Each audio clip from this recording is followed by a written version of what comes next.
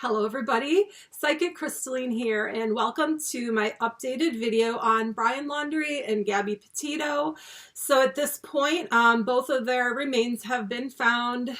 It's kind of crazy because Gabby Petito, she's actually a Pisces sun in the 12th house, and her remains were found on the Pisces full moon.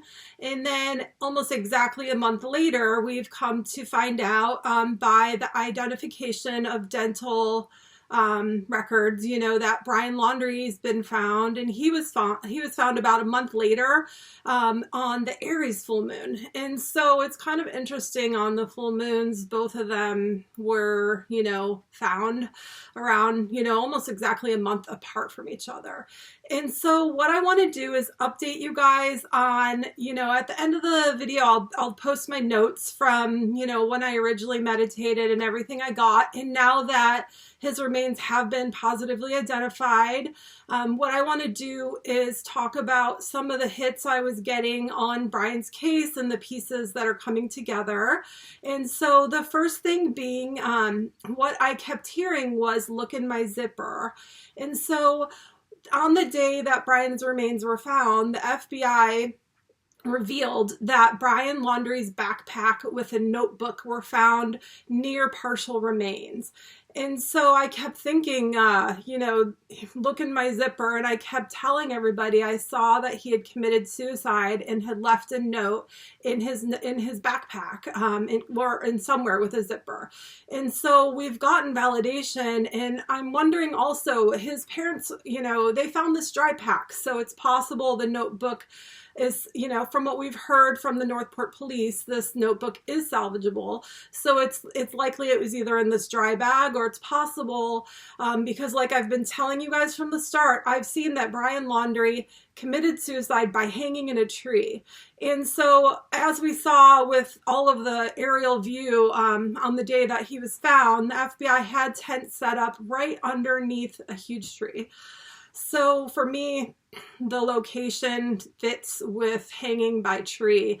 And so the coroner was unable to do a positive cause of death. And so they've turned over Brian Laundrie's remains to a forensic anthropologist, and so hopefully they'll be able to come up with a cause of death, because from what I've heard, they haven't revealed if there was a gun found there or a rope hanging. So possibly the circumstantial evidence around the area will help, the forensic anthropologist come to a conclusive cause of death, which I see being hanging by ligature or rope, or it's possible even his hammock, And so, okay, so the next thing I want to talk about is, I kept hearing I'm near the schools. And so what I want to do is, I'm going to zoom out of here and show you guys, I have a couple Google Earth maps set up where it shows that he was found in northeast direction, like I was saying, from the last place he was seen, which is his parents' house.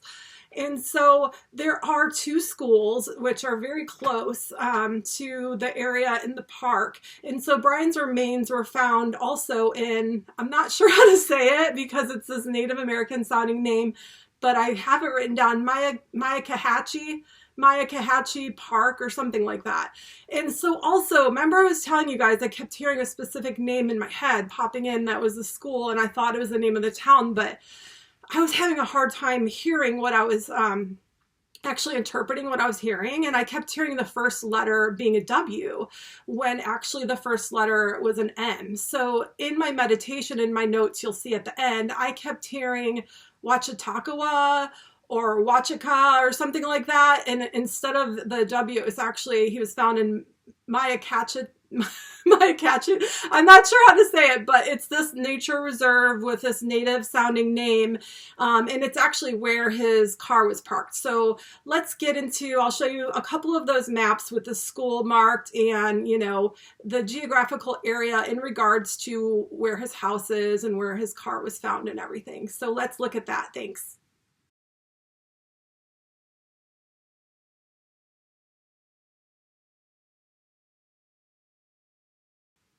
Okay, so now that we've seen the geographical area where he was found in regards to the last place he was seen, there's a couple more things I wanted to talk about in regards to this notebook. I just feel like it's so important. Like, he was so strongly telling me, look in that zipper. And so I almost get this feeling that it's not just a suicide note that was left, but I almost feel like I was telling you guys in that earlier video, if you haven't seen yet, watch my previous video on both Brian Laundrie and Gabby. But in my video on Brian, I had been picking up that he was microdosing on mushrooms. And so I also, I was thinking about this notebook, and I, looked online a little bit and had heard that he was obsessed with this serial killer author who had gone on a road trip with his girlfriend and ended up committing suicide at the end of the story. I haven't read the book, but all of you guys have kind of sent me some of this information that was helping fill in some of the pieces. And so I almost get this feeling that he was writing, he was kind of, what I'm picking up also is Brian was starting to go mentally ill. And the combination of this mental illness with the microdosing of mushrooms, I think he was kind of mixing fiction with his real life and writing a story about him and Gabby. So it's very possible that, there's a story written about both of them that he was working on, and this twisted end, oh gosh, I'm getting chills again. This twisted ending of him was all premeditated, because I've told you guys from the start, I don't see this as heat of the moment. I see that Brian planned all of this. And so, the next thing I wanted to talk about was pretty strongly, we kept hearing, well, it wasn't we, it was me. But I shared it with all of you guys.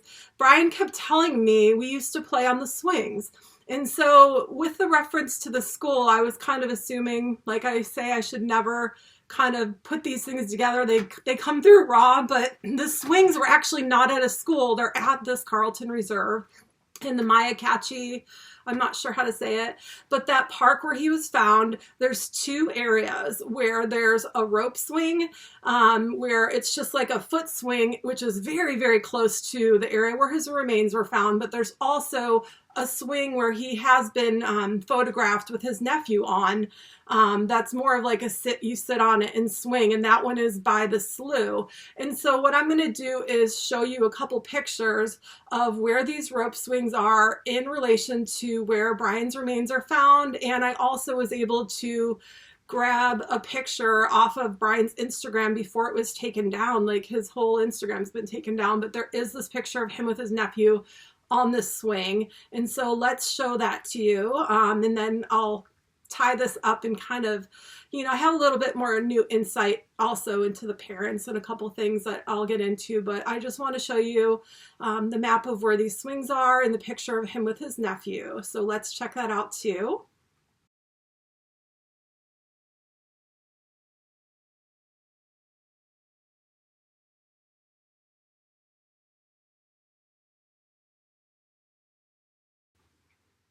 Okay, so now that we've seen all these pictures in regards to the swing and what Brian was trying to tell me about, I have a little bit more in-depth knowledge that has kind of come to me and popped in my head, in between while I was working on all of this stuff. And so the first thing I've always picked up that, Brian and Gabby were really in love, but they were fighting really bad. And I pick up in this Moab incident when they were pulled over on that dash cam where, one of them was almost arrested. I'm picking up that the whole fight on that day was because he was actually microdosing on mushrooms while she was at the co-op. Like, the call got called in while they're at the co-op. And I think he wanted to head over to the park and she was taking too long on the computer. And so they were fighting over that. And what I'm picking up is either that night or the night before, they already had gotten into a big fight. What I see is that, like, I kept picking up, like, when I was talking about, well, when she was telling me about Salt Lake City, he left me hanging there. And now that we had validation that Brian had flown back to Florida on August 17th, I think it was, and for about 5 or 6 days or something. But what I'm picking up is that they literally broke up and that's why he went back to Florida. And then they ended up getting back together and continuing their trip. But what I see is the reason why he flew back. Everyone's saying it's the storage unit, and maybe there is some relevance to that. But what I see is that, because Gabby kept telling me he was choking me while we were intimate, but more in regards to when I was hearing things about Salt Lake City. So I think while they were camping in Utah, in Moab, maybe that's where Pillow Ridge comes from, or some area where they were out and he was choking her while they were intimate, and it scared her, it created a fight, and they broke up, and then he flew back and they got back together. So I just kind of wanted to cover that before I forgot. And so also, after his Instagram was taken down, I'm so thankful that I had already done a screenshot of this artwork that Brian had put up, which kind of ties into this premeditation and in regards to where his body was found and the story that I think he was writing, I'm getting chills again, about him and Gabby and the morbid ending of him hanging himself. So I will show you guys in a second the art. But what it is it's a picture of, like, I guess he did this black light art, but it's like, it shows these plants with some eyeballs in the trees, and then there's, the picture is labeled, let me see here, I have it in my notes. Yeah, he wrote, there is something in the trees. He wrote, there's something in the trees, and then underneath wrote #predator, #trippy. And so #predator, like, we know that his remains were partially found because there are huge predators, like not only raptors and birds and all that, but in the Carlton Reserve, this area, I mean, what I am picking up too is Brian actually, this is what I wanted to start with, but I totally forgot. But Brian's remains, I'm picking up because I worked on this case. When I meditated at the beginning, it was September 15th was the day that I was meditating on Gabby's case. And Gabby had told me Brian was responsible for 2 lives at that point. And so now it's come out that the 13th was the last day that Brian was seen alive. And so on that day, on the 15th, even 3 days before I uploaded my video, and Gabby's remains were found even on the 19th. I put up my video on the 18th. He was already dead. So that's at this point why his body is a skeleton, and #predator has ripped his remains apart. It's kind of sad, but you know, I almost feel like he wanted to be back into the earth and connected to the earth. And part of that was, you know, the hogs and gators getting to him, and hopefully we'll get some answers, and maybe we will see if there was a story written about them with this morbid ending. You know, once the FBI, hopefully they will reveal some of the things that were found in that notebook. But let's get into, I'll just zoom out and show you guys the picture I'm talking about, and then I'll be right back.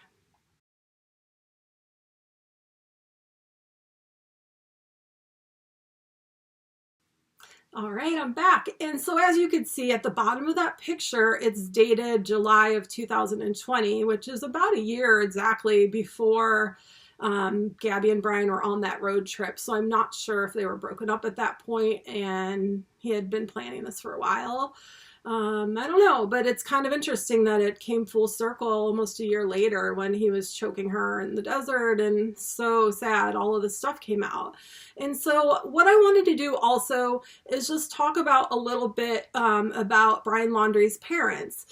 Before I tie up this video, I just wanted to bring up to the point that I don't see that they, you know, were actively trying to hide their son. I think they were worried about him as parents, and they didn't reveal information to Gabby's family, which is totally devastating that they could be parents and do that. But I don't see that they were actively trying to feed him, support him, you know, like there are all these conspiracy theories. I think they were worried about Brian, that he did take his life, you know. And so what I want to do also is talk about what I see, how the parents found Brian's, you know, like literally that park was closed to the public within hours of the park reopening. Brian Laundrie's parents, Chris and Roberta, sorry, I'm stuttering a little. Chris and Roberta went out to that park, and within an hour, I think it was 0.9 miles in, almost exactly a mile in, Brian's dad went, and maybe it's mother's intuition, and maybe they saw my video, they knew he would be near the swing, I don't know, but his family found his remains right away within an hour of that park reopening. And so I don't see that there's anything planted. What I think is, you know, the whole time his family had an idea of where Brian would be, because it was a familiar place that they would go a lot and swing with his nephews and with Gabby. And so what I'm seeing, though, is that the FBI or law enforcement's presented the Laundries with all of the numbers and how much that search cost. And I think they were, you know, kind of, I don't know if it was an actual deal was made or anything, but I'm picking up that they were presented with the cost, and if they were leading law enforcement on a wild goose chase, that they could be responsible for, you know, the cost of the search if Brian was never in that area. And so right away they had more of a motivation to go out and find him. No matter how horrible their behavior was, I just can't imagine.